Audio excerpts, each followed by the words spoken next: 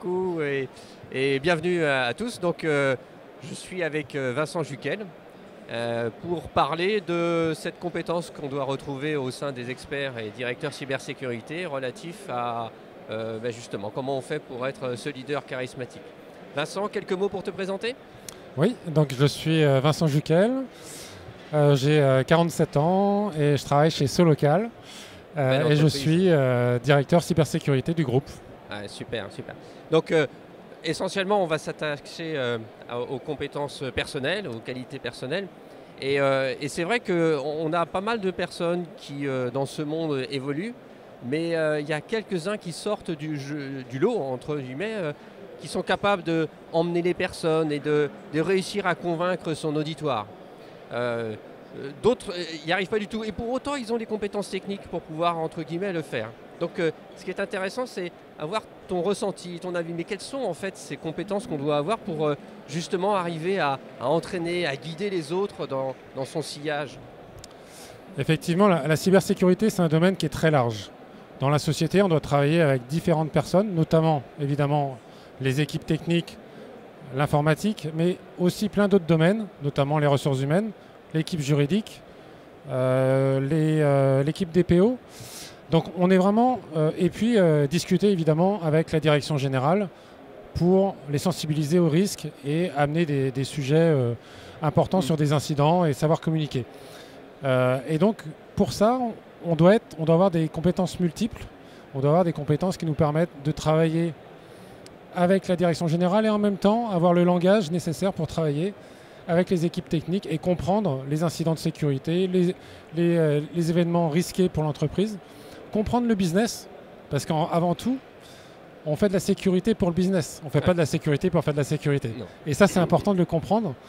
Et pour ça, on doit se mettre à la place des autres, être charismatique, vous l'avez dit, donc avoir être leadership sur certains sujets pour pouvoir emmener les collaborateurs sur la sécurité, ce qui n'est pas naturel au premier abord pour les dirigeants, pour les équipes techniques. Certaines équipes techniques n'ont pas forcément cette sensibilité autour de la sécurité, donc il faut savoir les emmener, les embarquer, il faut les écouter et avec ça, continuer à les embarquer sur des sujets de sécurité. Et avec des exemples, en leur expliquant ce qu'est un incident de sécurité, en leur expliquant des incidents qui se sont passés dans la société.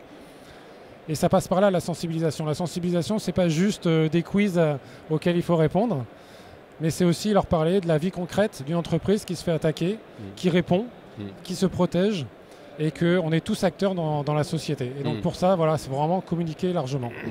Et ça, on voit bien effectivement cette notion de transversalité du rôle, cette capacité, comme tu dis, d'écouter les autres. Ça, c'est amusant, ça. On a toujours l'impression que expert, on est donc sachant, et donc on va poser les choses sur la table, et les autres vont forcément y adhérer. Non, il faut justement réussir à les attirer. Et ça, c'est cette forme d'empathie, en fait.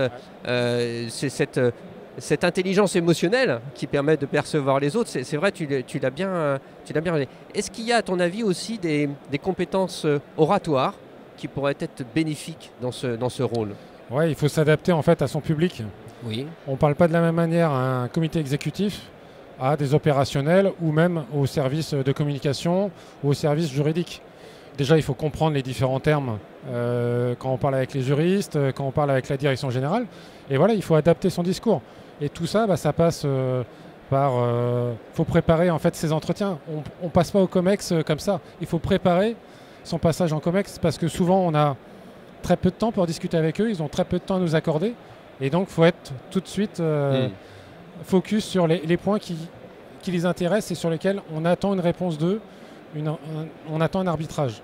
Ouais. Alors que les opérationnels, on peut prendre un peu plus de temps et puis c'est un discours un peu plus technique et plus opérationnel, aussi très pragmatique, parce que dans la cybersécurité, il faut être pragmatique. On est attaqué tous les jours, on ne peut pas faire face à tout, et donc il faut gérer des priorités et être hyper pragmatique par rapport aux risques. Ouais, cette notion... alors, dans le domaine technique, c'est assez facile pour nous parce que normalement, on a un bagage technique qui nous permet de discuter avec les experts techniques. Pour autant, ils sont parfois plus forts que nous, bien évidemment, dans beaucoup de domaines. Mais sur l'aspect, effectivement, comment maîtriser les attentes des fonctionnels, que ce soit la direction fonctionnaire ou des directions juridiques ou même les hommes du métier, réussir à écouter suffisamment pour être capable de montrer l'incidence de la cyber, c'est pas si simple que ça. Et lorsque tu as communiqué devant une grande assemblée, est-ce que tu vas essayer de chercher des compétences spécifiques pour réussir à faire en sorte que tout le monde te suive, quoi, qu'il n'y en ait pas un ou deux qui s'endorment au milieu du discours? Ouais, en fait, c'est souvent avec l'exemple qu'on arrive à les embarquer. Quand on discute avec un métier, il faut leur montrer que sur leur périmètre, leurs applications métiers, elles sont à un tel niveau de vulnérabilité. Et après, c'est à eux de prendre la responsabilité. Et nous, on est là pour les accompagner sur cette sécurité. Donc c'est vraiment un accompagnement, une écoute, une sensibilisation à faire avec eux. Et c'est comme ça qu'on arrive à embarquer le plus de monde. Sur les collaborateurs, on va dire lambda, bah voilà, c'est leur parler aussi de la sécurité comme ils peuvent l'avoir chez eux, à titre personnel, dans leur bulle personnelle. Et en fait, il y a beaucoup de parallèles à faire et c'est comme ça qu'on les sensibilise, qu'on les embarque. Donc vous l'avez dit, hein, c'est beaucoup d'empathie, beaucoup d'écoute et puis trouver les bons mots pour qu'ils soient sensibilisés. Et est-ce que, à ton avis, il existe des formations spécifiques pour devenir un leader charismatique? Ouais, il en existe évidemment, il y a plein de formations sur savoir communiquer, savoir convaincre. Ouais. Ça c'est important. Déjà, il faut être convaincu soi-même que c'est important de faire de la sécurité pour pouvoir convaincre les autres. Ça c'est important déjà. Après, il y a plein de petites formations. Je pense que pour faire un bon directeur cybersécurité ou RSSI, déjà, il faut avoir un peu de background sur la gestion de la crise, sur la gestion de l'humain. Je pense que c'est important parce que l'humain est au centre de la cybersécurité.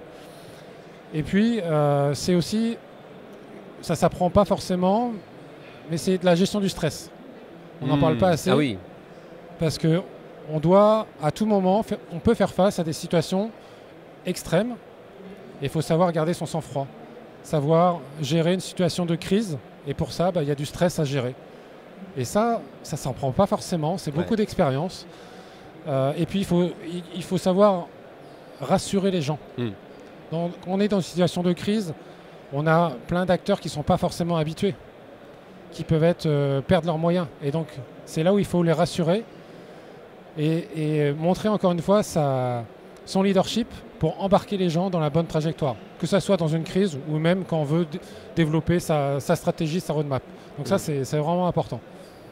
Et à ton avis, une dernière question, quel est le bon parcours pour réussir dans cette fonction? Je ne pense pas qu'il y ait une ligne droite tracée pour devenir RSSI ou directeur cybersécurité. Je pense qu'avant tout, c'est un engagement. On est tous engagés dans la sécurité. On veut protéger le business. On est engagé dans l'entreprise parce qu'on est au cœur de l'entreprise. On travaille avec tous les métiers.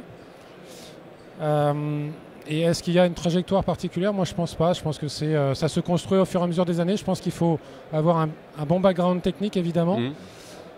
Avoir fait, je pense, du conseil, c'est très formateur. Parce qu'on est amené à discuter auprès de différents dirigeants ou donneurs d'ordre.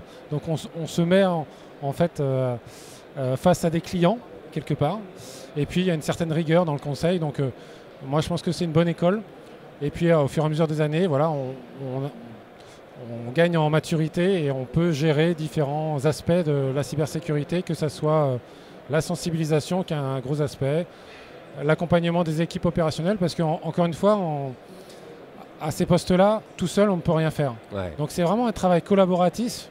Et pour ça, un travail collaboratif, il faut écouter, il faut diriger un peu, il faut donner une voix et c'est avec tout ça qu'on arrive à faire avancer la cybersécurité dans l'entreprise.